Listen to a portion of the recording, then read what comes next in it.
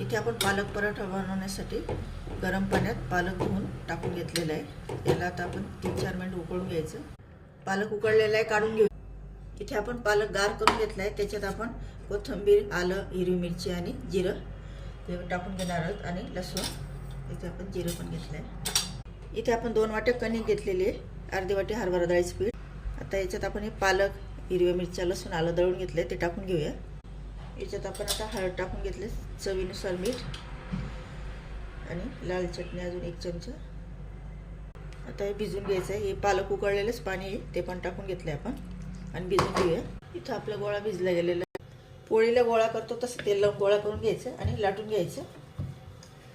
आता पलट करून घेऊया। वरून तेल या तूप लावून घ्यायचं, पुढे या साईडने लावून घ्यायचं।